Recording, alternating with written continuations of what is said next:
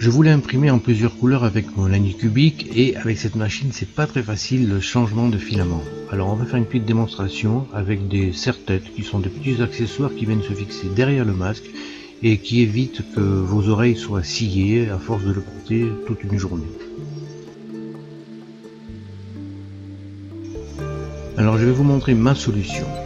On lance l'impression classiquement sur l'écran de votre Anycubic. Le lancement se fait. Sur mon G-code de départ, je fais systématiquement un testing du plateau. Ça prend pas beaucoup de temps. Le temps que la tête et le plateau chauffent, le test a largement le temps de se réaliser. Alors, je n'ai rien inventé, j'ai juste fouillé internet pour voir un peu comment on pouvait faire ça facilement avec cette machine. Bon, l'impression se lance, jusque là rien d'extraordinaire, mais c'est lors du changement de couche que l'automatisation va vous montrer combien c'est efficace. Lorsque l'impression est finie pour la première couche, l'extrudeur fait une brève rétraction, la tête monte et vient se positionner en position de sécurité.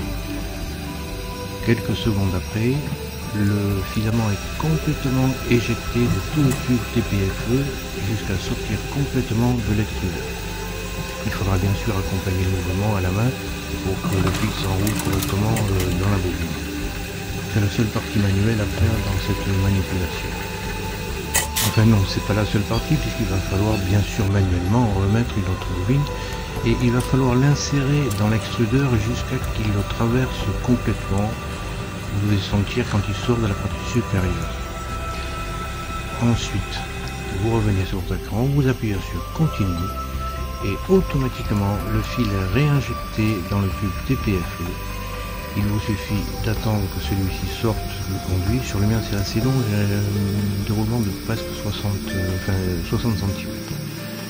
La deuxième couleur arrive, vous retirez le petit reliquat de filament et l'impression va se positionner à l'endroit où il s'est arrêté, puis on va commencer l'impression de la deuxième couche et sans aucun problème. Et l'impression se poursuit jusqu'à la fin du traitement complet du fichier G-code. Alors si vous avez plusieurs couches, la même manipulation va se reproduire pour la troisième ou quatrième couche éventuellement. La tête viendra toujours se repositionner à la dernière position connue de la couche précédente et ensuite va commencer à imprimer votre couleur.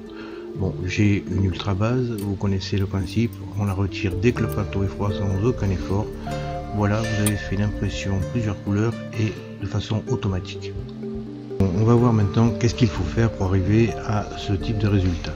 Il va bien sûr falloir changer le firmware. Le firmware de David Ramiro est très pratique, il vous permet de faire un mesh level, c'est-à-dire un level à la main de votre plateau et également ajoute la fonction M600 qui est la fonction de remplacement de filament.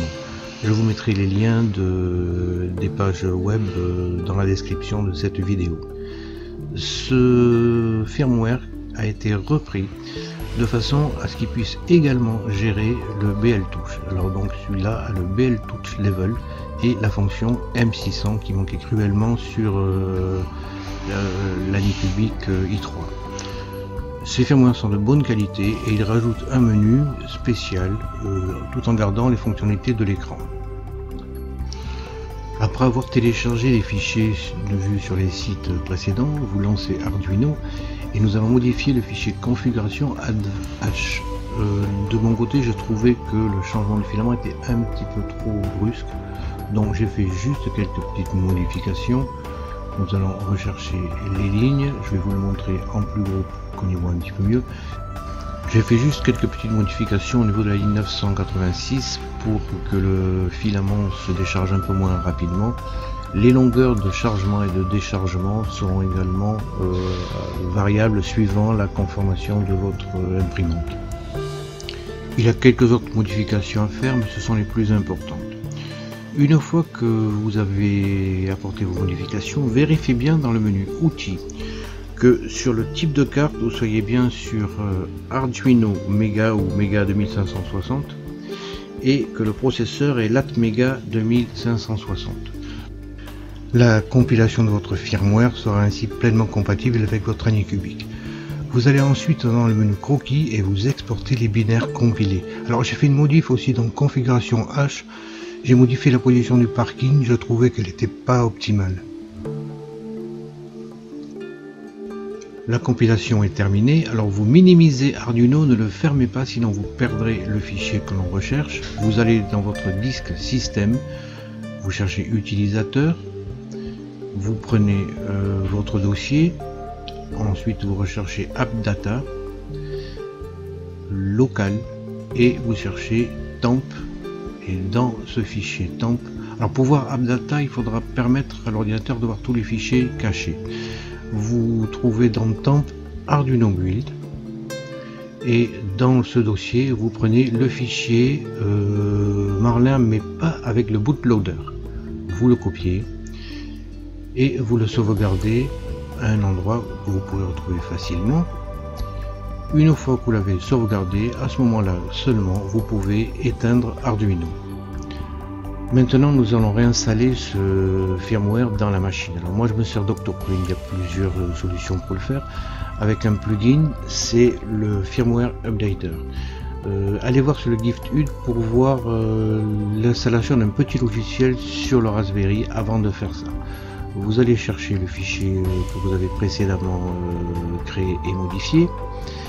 Et il vous suffit ensuite d'appuyer sur le bouton de flashage pour qu'il soit envoyé sur votre machine. Il y aura une deuxième partie de vérification que tout s'est bien déroulé. Vous serez peut-être amené aussi à faire quelques modifications de l'EEPROM. Alors vous allez sur EEPROM Marlin Editor qui est un autre plugin qui vous permet de voir les valeurs stockées dans votre imprimante et en particulier dans la partie step, l'extrudeur. Les valeurs sont variables suivant le type de machine. Moi j'ai un Titan donc j'ai mis 415 mais il faudra certainement le modifier. Vous aurez également à modifier le feed rate max. L'extrudeur, moi je l'ai mis à 30 à cause du Titan mais sur l'origine il est à 60. Les autres paramètres n'ont pas à être modifiés particulièrement mais vous pouvez avoir un aperçu de tout ce que l'on peut modifier sur la machine. Une fois que vous avez apporté vos modifications, pensez à cliquer sur Upload de façon à le retélécharger sur votre machine, qu'il soit sauvegardé définitivement. Les nouvelles fonctions de ce firmware sont accessibles par le menu Print, spécial menu, qui vous permet de préchauffer votre lit, de faire un autobed leveling avec un palper, de sauver les valeurs dans les proms, vous n'aurez pas ainsi à le refaire. Mais vous pouvez également faire le PID de votre tête à l'impression et du lit, ça vous permet une impression à la température complètement calibrée. Vous pouvez depuis l'écran lancer le changement de filament et vous avez encore une dernière option qui vous permet de reprendre l'impression après avoir changé le filament directement depuis votre écran. Bon, nous avons donné la possibilité à la machine de faire le changement de filament, maintenant on va le faire aussi dans le G-Code. J'utilise Simplify 3D, vous allez dans le menu Outils et Assistant de paramétrage des variables. Ça vous permet de découper votre pièce. Je vais la découper à une hauteur de 1 mm. Vous validez la nouvelle valeur et votre fichier maintenant sur le côté gauche présente deux processus.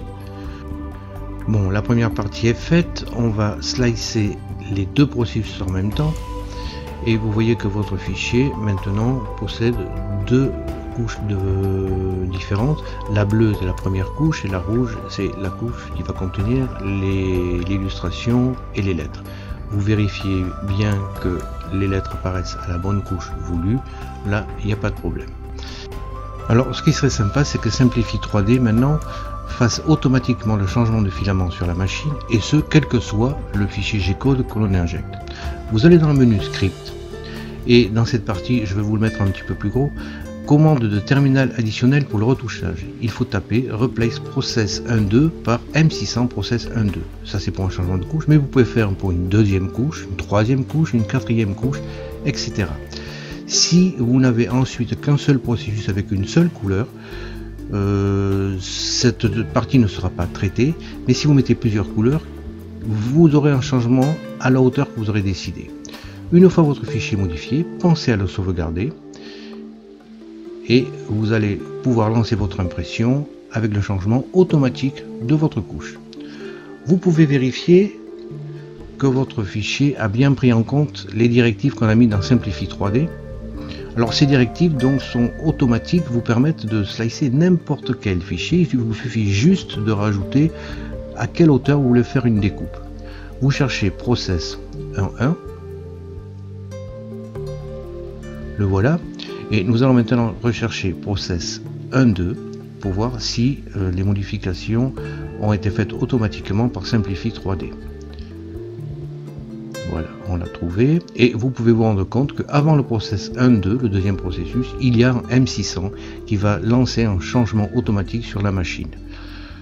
Vous vérifiez ensuite qu'il va démarrer à la hauteur de 1 mm 2, c'est ce que l'on veut. Le processus est entièrement automatisé, vous n'avez aucune manip à faire sur Simplify 3D pour faire ce genre de fichier. Une fois que vous avez fait une impression en plusieurs couleurs sur Simplify 3D, allez dans le menu avancé et décochez ces deux parties de façon à ce que le slice que vous avez, enfin la découpe de votre pièce ne soit plus prise en compte pour le prochain print. Pour que ce processus fonctionne parfaitement bien, il va falloir définir les longueurs de filaments qui sont injectées et retirées de la machine. Vous allez par Octoprint dans Terminal. Si vous souhaitez garder un mode manuel, c'est-à-dire vous mettez le filament et vous le sortez à la main, vous tapez M603 L0U0 et vous sauvegardez par un M500. Si vous voulez un mode automatique, les valeurs de load et de unload sont à calculer. Il faut mesurer avec un mètre la longueur depuis votre extrudeur jusqu'à la tête et il faudra faire plusieurs essais pour trouver les bonnes dimensions. Une fois les bonnes dimensions définies, pensez à sauvegarder en faisant un M500, sinon vous pouvez également le mettre dans le firmware comme on a vu au début de cette vidéo. Voilà, nous avons vu les petites manipulations qu'il fallait apporter à votre machine pour que ce processus soit automatique. Vous pouvez, une fois qu'il est bien réglé, imprimer plusieurs pièces en même temps. Le multicouleur se fera sur chacune d'entre elles. Dans le cas où vous utilisez beaucoup de couleurs sur votre pièce, avec ces petites astuces, c'est très simple. Il suffira dans Simplify 3D de spécifier divers niveaux de coupe. Tout le processus ensuite sera entièrement automatisé, que ce soit pour le G-Code ou sur votre machine. Voilà, j'espère que ces petites idées vous en donneront et que vous pourrez vous aussi faire des impressions multicouleurs sur année cubique sans aucun problème. Je vous dis au revoir et à la prochaine.